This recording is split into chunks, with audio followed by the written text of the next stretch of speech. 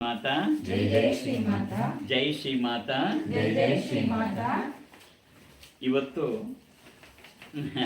ಬಹಳ ಸಂತೋಷವಾಗ್ತಾ ಇದೆ ಮತ್ತು ಸಾರ್ಥಕತೆ ಆಗ್ತಾ ಇದೆ. ಯಾಕೆ ಅಂತ ಹೇಳಿದ್ರೆ, ನಾವು ಯಾವ ಜೀವನದಲ್ಲಿ ಒಂದು ಗುರಿಯನ್ನು ಇಟ್ಕೊಂಡು ಹೋಗ್ತೀವಿ, ಆ ಗುರಿಯ ಕಡೆಗೆ ಪ್ರಯಾಣ ಮಾಡಿದಾಗ ನಮಗೆ ಆನಂದ ಆಗತ್ತೆ. ಅದನ್ನು ನಾವು ಗಮನಿಸ್ತಾ ಹೋಗಬೇಕು.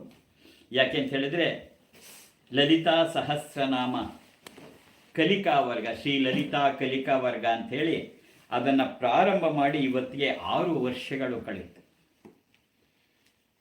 ಬಹಳ ವಿಶಿಷ್ಟವಾದ ಸನ್ನಿವೇಶದಲ್ಲಿ ವಿಶಿಷ್ಟವಾದ ರೀತಿಯಲ್ಲಿ ಅದನ್ನು ಪ್ರಾರಂಭ ಮಾಡೋದಾಯಿತು. ಅದಕ್ಕೆ ಬಹಳ ಕಾರಣಗಳು ಕೂಡ ಇದೆ. 2020 ಮೇ 29ನೇ ತಾರೀಕು ಈ ಒಂದು ಲಲಿತಾ ಸಹಸ್ರನಾಮ ಕಲಿಕಾ ವರ್ಗವನ್ನು ನಾವು ಪ್ರಾರಂಭ ಮಾಡಿದ್ದು. ಇದರ ಮುಖ್ಯ ಉದ್ದೇಶ ನೈಜ ಕಲಿಕೆ ಅಂತ ನಾವು ಮಾಡಿದ್ದು. ನೈಜ ಕಲಿಕೆ ಯಾಕೆ ಅಂತ ಹೇಳಿದ್ರೆ, ಲಲಿತಾ ಸಹಸ್ರನಾಮವನ್ನು ಕಲಿಸ್ಬೇಕು, ಎಲ್ಲರ ಬಾಯಲ್ಲಿ ಅದನ್ನು ಹೇಳಿಸ್ಬೇಕು, ಆ ರೀತಿ ಉದ್ದೇಶ ನಮಗಿರಲಿಲ್ಲ. ನೈಜ ಕಲಿಕೆ ಅಂದ್ರೇನಪ್ಪ ಅಂತ ಹೇಳಿದ್ರೆ, ನಮ್ಮ ಜೀವನಕ್ಕೆ ಉಪಯೋಗ ಆಗ್ತಕ್ಕಂಥದ್ದು ನೇರವಾಗಿ, ಅದನ್ನು ನೈಜ ಕಲಿಕೆ ಅಂತ ಕರಿತೀವಿ.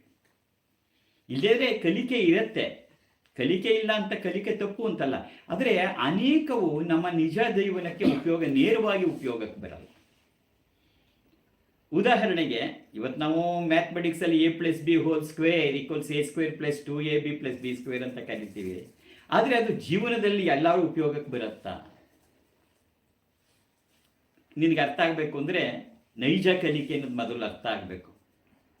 There is 2 words called science and technology ಅಂತ. ವಿಜ್ಞಾನ ಮತ್ತು ತಾಂತ್ರಿಕತೆ ಅಂತ 2 ಇದೆ. ಸೈನ್ಸು ಟೆಕ್ನಾಲಜಿ ಈಕ್ವಲ್ ಅಲ್ಲ. To know is the science, what is what ಅಂತ ಹೇಳ್ತಕ್ಕಂಥದ್ದು ಅಷ್ಟೇ ಸೈನ್ಸು. ಆದರೆ ಅದನ್ನು ಪ್ರಾಕ್ಟಿಕಲ್ ಆಗಿ ನಾವು ಜೀವನದಲ್ಲಿ ಉಪಯೋಗಿಸೋಕ್ಕೆ ಸಾಧ್ಯ ಆದರೆ ಅದನ್ನು ಟೆಕ್ನಾಲಜಿ ಅಂತ ಕರಿತೀವಿ. ಒಂದು ಉದಾಹರಣೆ ಹೇಳಬೇಕು ಅಂತ ಹೇಳಿದ್ರೆ, ಎಲೆಕ್ಟ್ರಿಸಿಟಿಯನ್ನು ಹೇಗೆ ಉತ್ಪನ್ನ ಮಾಡ್ಬೋದು, ವಿದ್ಯುತ್ತನ್ನು ಅನ್ನೋದನ್ನು ವಿಜ್ಞಾನ ಹೇಳಿತು. ಆದರೆ ಅದು ಪ್ರಾಯೋಗಿಕವಾಗಿ ಪ್ರಯೋಗ ಆಗಿದ್ದು ಸುಮಾರು ಅದು ಹೇಳಿದ 800-900 ವರ್ಷಗಳ ನಂತರ. ಇವತ್ತು ಅಷ್ಟೇ ವಿಜ್ಞಾನ ಹೇಳುತ್ತೆ, ವಾಟರ್ ಅಂದ್ರೇನು, H2O, 2 atoms of hydrogen and 1 atom of oxygen, ಅದು ಸೇರಿದ್ರೆ ವಾಟರ್ ಆಗತ್ತೆ ಅಂತ. ಇವತ್ತೇನಾದ್ರು ಮಾಡೋಕ್ಕಾಗಿದೆಯಾ? ನಾವು ಹೈಡ್ರೋಜನನ್ನು ಆಕ್ಸಿಜನನ್ನು ಸೇರಿಸಿ ಮಾಡಿದ ದಿನ ಅದನ್ನ ಟೆಕ್ನಾಲಜಿ ಅಂತ ಕರಿತೀವಿ, ಮಾಡುವವರೆಗೆ ಅದು ಸೈನ್ಸ್ ಆಗಿ ಉಳ್ಕೊತ್ತೆ.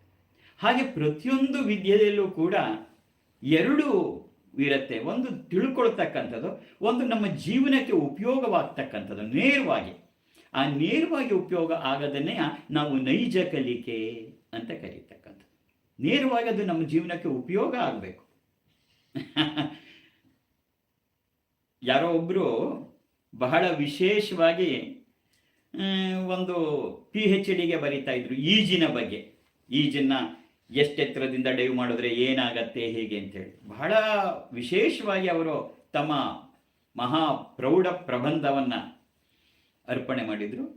ಎಲ್ಲ ಎಕ್ಸಾಮಿನರ್ಸ್ ಅದನ್ನ ನೋಡಿ ಬಹಳ ಸಂತೋಷಪಟ್ಟರು. ಬಹಳ ಎಷ್ಟು ಚೆನ್ನಾಗಿ ಬರೆದಿದೆಯಾ ಅಂತ. ತುಂಬ ಚೆನ್ನಾದ ವಿಶ್ಲೇಷಣೆಗಳನ್ನು ಕೂಡ ಆತ ಮಾಡಿದ್ದ. ಆಮೇಲೆ ಎಲ್ಲ ಆದಮೇಲೆ ಅವರು ವೈವಾ ಎಲ್ಲ ಮುಗಿದ್ಮೇಲೆ ಒಂದ್ಸರಿ ಅವರನ್ನು ಕರ್ಕೊಂಡು ಹೋದರು. ಸ್ವಿಮ್ಮಿಂಗ್ ಪೂಲ್ ಹತ್ರ ಕರ್ಕೊಂಡು ಹೋಗ್ಬಿಟ್ಟು, ಒಂದು ಡೈವನ್ನು ಮಾಡಿ ತೋರ್ಸಪ್ಪ ನೀನು ಇದರಲ್ಲಿ ಇರೋದಂತ. ಅವನಾಗಿ ಹೇಳ್ತಾನೆ, ಸಾರಿ ನಾನು ಇದುವರೆಗೂ ನೀರಿಗೆ ಇಳಿದಿಲ್ಲ ಅಂತೇಳಿ. ಹಾಗಂತ ಅವನು ಬರೆದಿದ್ದು ತಪ್ಪು ಅಂತಲ್ಲ. ಅವನು ಬೇರೆ ಬೇರೆ ಗ್ರಂಥಗಳನ್ನು, ಬೇರೆ ಬೇರೆ ಅನುಭವಗಳನ್ನು, ಬೇರೆಯವರ ಅನುಭವಗಳನ್ನು ನೋಡಿಕೊಂಡು ಅವನು ಪ್ರಬಂಧ ಏನೋ ಬರೆದಾದ್ರೆ ಅವನಿಗೆ ಈಜು ಬರಲ್ಲ. ಹಾಗಾಗಬಾರ್ದು. ನಮ್ಮಲ್ಲಿ ಇಲ್ಲೇನಾಗ್ತಿದೆ ಅಂತ ಹೇಳಿದ್ರೆ, ನಮ್ಮ ಅನೇಕ ಕಾರ್ಯಗಳನ್ನು ನಾವು ನೇರವಾಗಿ ಬಳಸ್ತಾ ಇಲ್ಲ. ಅದರೊಳಗೆ ನೇರವಾಗಿ ಬಳಸ್ತಾ ಇರೋದು ಯಾವುದಪ್ಪ ಅಂದರೆ ಆ ದೈವಿಕ ಶಕ್ತಿ. ನಮಗೆ ಗೊತ್ತು, ಬೇಕಾದಷ್ಟು ಗೊತ್ತು.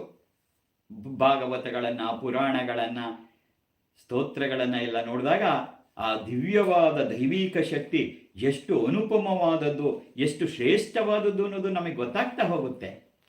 ಆದರೆ ನಿಜ ಜೀವನದಲ್ಲಿ ಅದು ನಮಗೆ ಉಪಯೋಗಕ್ಕೆ ಬರ್ತಿದೆಯಾ ಅಂದರೆ ಉಪಯೋಗಕ್ಕೆ ಬರ್ತಿಲ್ಲ. ಹಾಗಾಗಬಾರ್ದು. ನೈಜ ಕಲಿಕೆ ಅಂದರೆ ಅದು ನೇರವಾಗಿ ನಮಗೆ ಉಪಯೋಗ ಆಗಬೇಕು. ಇದನ್ನು ನಾವು ಮುಂದಿಟ್ಕೊಂಡು 2020 ಮೇ 29ನೇ ತಾರೀಕು ಲಲಿತಾ ಕಲಿಕಾ ವರ್ಗ ನೈಜ ಕಲಿಕೆ ಅನ್ನೋದನ್ನೇ ನಾವು ಅವತ್ತು ಪ್ರಾರಂಭ ಮಾಡಿದ್ವಿ. ಕಾರಣ ಲಲಿತಾ ಸಹಸ್ರನಾಮದಲ್ಲಿ, ಶ್ರೀಚಕ್ರದಲ್ಲಿ, ಜಗನ್ಮಾತೆಯಲ್ಲಿ ಅನಂತವಾದ ಶಕ್ತಿ ಇದೆ, ನಿಜ, ಯಾರಿಲ್ಲ ಅಂದವರು. ಆದರೆ ಶಕ್ತಿ ಇದೆ ಅಂತ ಹೇಳ್ಕೊಂಡು ಕೂತ್ಬಿಟ್ರಾಯ್ತಾ? ನಮ್ಮ ಜೀವನದಲ್ಲಿ ಒಂದು ಸಣ್ಣ ಉಪಯೋಗನಾದರೂ ಅದರಿಂದ ಆಗಬೇಕಲ್ವಾ? ಅದು ನಮ್ಮ ಮನಸ್ಸಲ್ಲಿ ಇದ್ದಿದ್ದು. ಅದರಿಂದನೇ ನಮ್ಮ ಉದ್ದೇಶ ಅವತ್ತು ನೈಜ ಕಲಿಕೆ ಆಗಿತ್ತು. ಅಂದರೆ ಲಲಿತಾ ಸಹಸ್ರನಾಮವನ್ನು ಎಲ್ರಿಗೂ ಕಲಿಸೋದು ನಮ್ಮ ಉದ್ದೇಶ ಆಗಿರಲಿಲ್ಲ.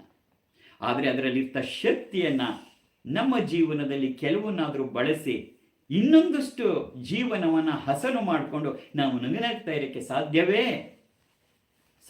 ಇದೆ ಅನ್ನೋದನ್ನು ತೋರಿಸೋದೇ ಈ ನೈಜ ಕಲಿಕೆಯನ್ನು ಪ್ರಾರಂಭ ಮಾಡಿತ್ತು.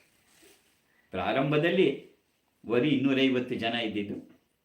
15 ದಿನದ ಕಳೆಯುವುದರೊಳಗೆ ಅದು 5,000 ಏರಿ ಇವತ್ತು 6 ವರ್ಷದ ಹೊತ್ತಿಗೆ 12 ಲಕ್ಷವನ್ನು ಮೀರಿ ದೇಶ ವಿದೇಶದಲ್ಲಿ ಆ ವಾಟ್ಸಪ್ ಗ್ರೂಪ್ನಲ್ಲಿ ಕಲಿಕಾ ವರ್ಗದಲ್ಲಿದ್ದಾರೆ.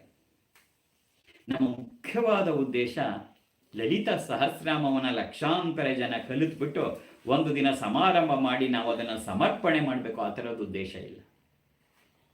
ವಾಸ್ತವವಾಗಿ ನಾನು ನಿನ್ನನ್ನು ಲಲಿತಾ ಸಹಸ್ರನಾಮವನ್ನು ಕಲಿತ್ ಕೂಡ ನಾನು ಹೇಳಲ್ಲ.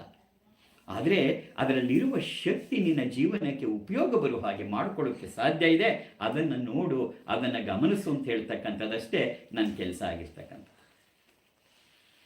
ಭಗವಂತ ಆ ಜಗನ್ಮಾತೆ ನಾವು ಅಪಾರ ಶಕ್ತಿವಂತೆ, ಅವಳನ್ನು ಕರೆಯೋದೇ ಶಕ್ತಿ ಸ್ವರೂಪಿಣಿ ಅಂತ. ಯಾದೇವಿ ಸರ್ವಭೂತೇಶು ಶಕ್ತಿ ರೂಪೇಣ ಸಂಸ್ಥಿತ, ಅವಳು ಶಕ್ತಿ ಸ್ವರೂಪಿಣಿ. ಹಾಗಾದ್ಮೇಲೆ ಆ ಶಕ್ತಿ ನನ್ನ ಜೀವನದಲ್ಲಿ ಉಪಯೋಗಕ್ಕೆ ಆಗಬೇಕಲ್ಲ. ಇದು ನಮ್ಮ ಮುಖ್ಯ ಉದ್ದೇಶ.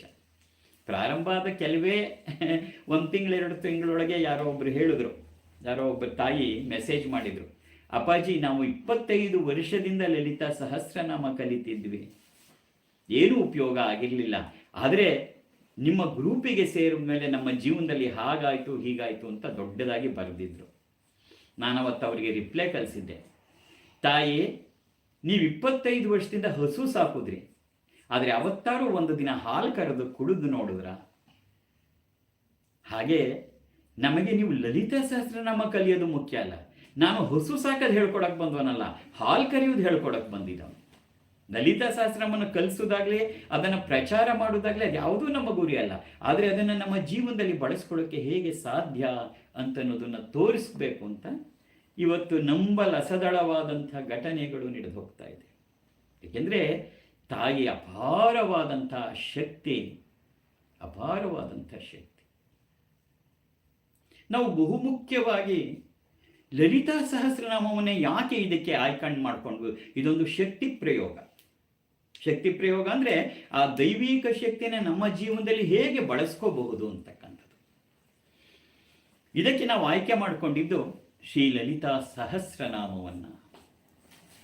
ಯಾಕೆ ಇದನ್ನು ಆಯ್ಕೆ ಮಾಡಿಕೊಂಡಿದ್ದು ಅಂದರೆ ನಾವು ಅನುಷ್ಠಾನ ಮಾಡಿ ತಪಸ್ ಮಾಡಿದ್ದು ಕೂಡ ಲಲಿತಾ ಸಹಸ್ರನಾಮದಲ್ಲಿ.